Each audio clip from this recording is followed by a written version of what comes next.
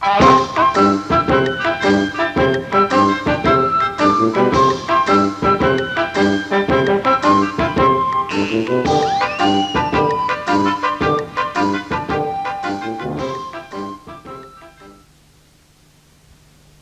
evening. Welcome to the Antiquated Roadshow. My name is Hugh Scurry, and this evening we've come to the lovely county of Warwickshire. All throughout the year, tourists from all over the world, America, Japan and Australia, flock to Warwickshire, to one place and one place only. Yes, you've guessed it, Nuneaton. Nuneaton, where Lady Godiva, from her exploits in Coventry, came along here and rode through the town on a bike without a tyre. We came along this evening to Nuneaton, the home of George Eliot. But unfortunately George was out, so we had to come here to the Art Centre in Paul Bank Street.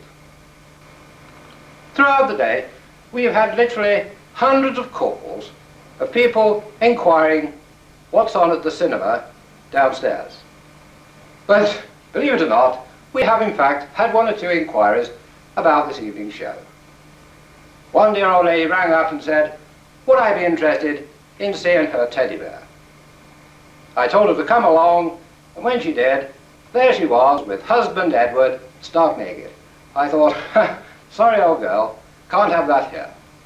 Among our experts this evening, we have Mr. Phil Latterly, who really has stamped an impression on this show. Also amongst our experts, we have Mr. Cy Ball, who's just itching to get into some drawers.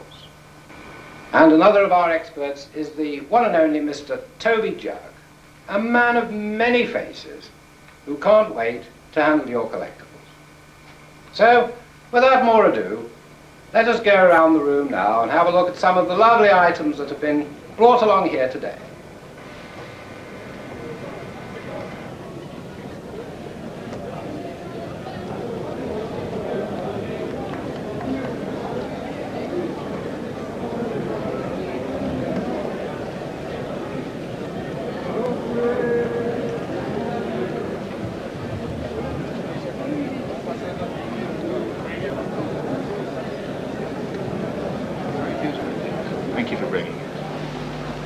Good afternoon. Oh, good afternoon. Can you tell me what you know about this, please? I'd be grateful. Ah, yes. Well, this, of course, is a papyrus from ancient Egypt. I think it must be the oldest thing we've had in the show today. In fact, yes, I would say it's probably 7th dynasty, which makes it a bit more than 4,000 years old. How long have you had it in your family? Ooh. About 4,000 years. Ah, I see. Well, although it's very old, they aren't that uncommon. They were in fact a sort of advertisement that was made for the tourist at the time, the Sumerian visitors and so on. And it's basically all about these two people that you can see on it. And it says on the top in ancient Egyptian hieroglyphics. I don't know if you read Egyptian hieroglyphics, do you? No, I must have been off school the day we did that. What it says here is, would you like to meet my sister for 5 pieces of silver?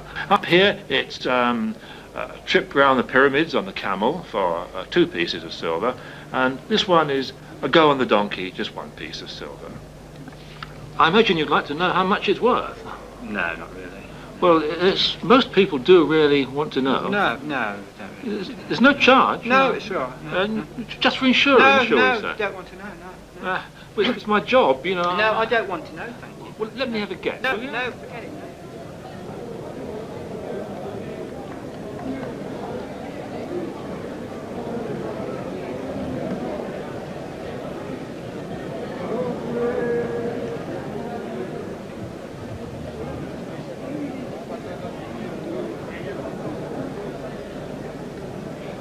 Well, I think you'll find that looking at it, there are several artists who have been involved with this. For instance, the style of the umbrellas is not in keeping with the clothes the girls are wearing. Another thing is there are no men in the picture, which indicates it's probably a Middle East production made probably in China. There are several other things as well. This balcony, they didn't have this type of balustrade in the earlier ones. These are later. Yeah. These are later. These are. So I'm trying to date it, and I don't think it's that early. Probably 1750, 1760.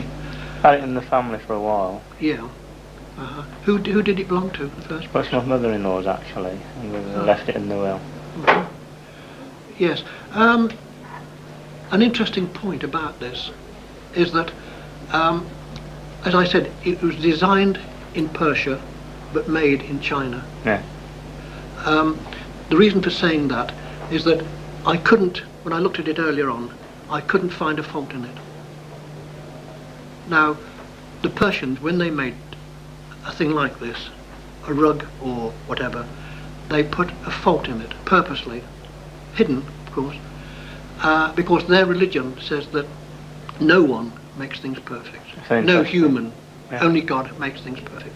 Therefore they would build a fault into the thing. I can't find a fault in this, which means that they only designed it and didn't make it. This was made in China. Yes. Okay. It's a pity about the nails in there. That indicates that this was part of a much bigger canvas or whatever. Yeah. There may be the artist or whatever designer's initials on this somewhere. They always put their initials on. Probably, if it's not been cut off, then it's probably down here somewhere. And usually the area, they put it underneath one of these type of footstools because it's not, doesn't distract from the picture. Have you looked at it yourself? No, I haven't.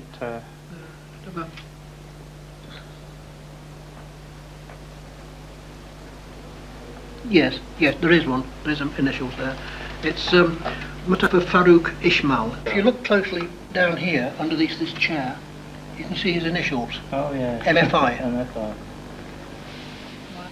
Well, it's no trouble. No, it's all right. No, don't bother yourself. No, Well, most people want to know. no, it doesn't matter. Honest, no. There's no charge. No, you it understand? doesn't. No, it's all right. Doesn't matter. No, don't trouble yourself. No, there's no trouble at No, all. no, I'm not really interested. No. Well, just for the insurance. No, then. no.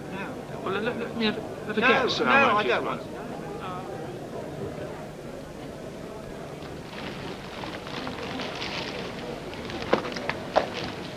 Now, this is an interesting item you brought along here tonight. I want to know how much it's worth. Well, let's examine it first. Let's examine it carefully. Do you think it's worth very much? Well, it all depends. How long have you had it? About 12 months. Uh-huh. I want to know how much it's worth, Yes, though. I know, but I've got to examine it first. Where did you get it from? My aunt gave it to me. Yeah. She thought it might be worth a lot. Do you know where she got it from? Car boot sale, I think. Yeah. Well, how much is it worth? Well, that all depends. I see here it's made in Germany. That'll make it worth a lot then, won't it? Well, not necessarily No. so. Well, they're rich in Germany, aren't they? Well, they used to be until they knocked the Berlin Wall down. Has it gone then? Oh, yes, they've knocked that down. Or will that reduce its value? Well, I it think? may do. Yes, it may do. It's got a date on it, I think. Is it 1861?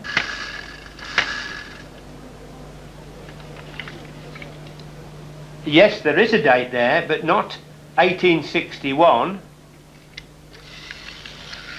You see, it's 1981. How much do you think it's worth then?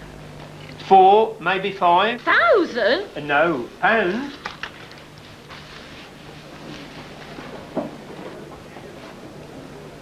Well.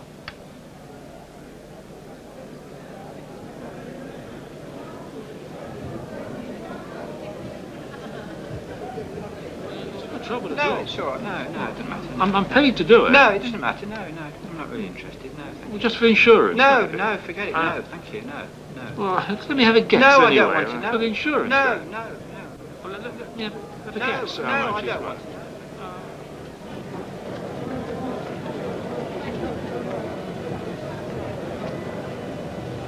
Thank you. Oh.